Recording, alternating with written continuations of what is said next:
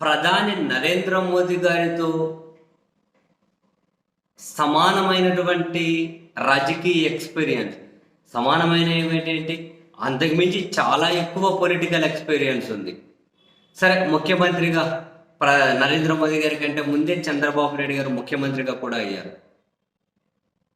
అయితే అటువంటి వ్యక్తి నరేంద్ర మోదీ గారి ముందు చాలా చాలా దారుణంగా సాగిలపడుతూ ఉండడం, ఈవెన్ తెలుగుదేశం పార్టీ వాళ్ళను కూడా అరే ఏంటి ఇంత సాగిలపడాలా, ఒక కూటమిలో ఉండి అది ఢిల్లీలో కీలకంగా ఉండి అని చెప్పి తనను అభిమానించే వాళ్ళు కూడా, తన పార్టీని అభిమానించే వాళ్ళు కూడా వాళ్ళు ప్రశ్నించుకుంటున్న విషయం అంటే ఈ స్థాయిలో సాగిలపడుతూ ఉండడం.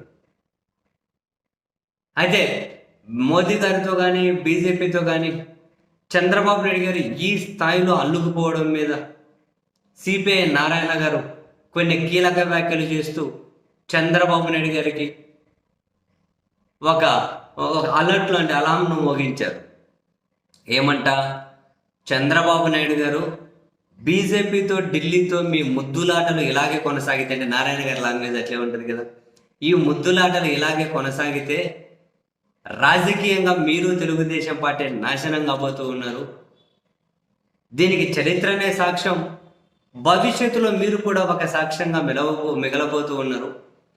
బీజేపీతో పొత్తు పెట్టుకొని బీజేపీతో ఈ స్థాయిలో ముద్దులాడిన వాళ్ళు బాగుపడిన చరిత్ర ఎక్కడా లేదు.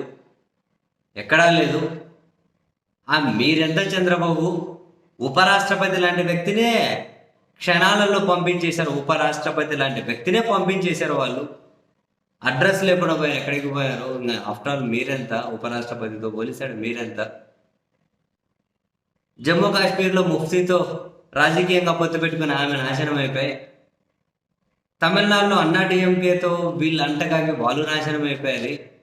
శివసేనను చీల్చేశారు, ఎన్సీపీని చీల్చేశారు. ఆ షిండే అనే యాడిపోయిన అడ్రస్ కూడా లేకుండా పోయాయని చెప్పి నారాయణ గారు ఇవన్నీ ఉదాహరించుకుంటూ రాబోయే రోజుల్లో తెలుగుదేశం పార్టీ పరిస్థితి కూడా ఇదే. బీజేపీతో ముద్దులాడి ఎండగాగి ఈ స్థాయిలో సాగిలపడి అల్టిమేట్గా మీ పార్టీని మీరు చాలా తీవ్రంగా భవిష్యత్తులో నాశనం చేసుకోబోతూ ఉన్నారు. జరగబోయేది ఇదే అంటూ సిపిఐ నారాయణ గారు జ్యోతిష్యం చెబుతూ చంద్రబాబు గారికి ఒక వార్నింగ్ అలారం అయితే మోగించారు. మరి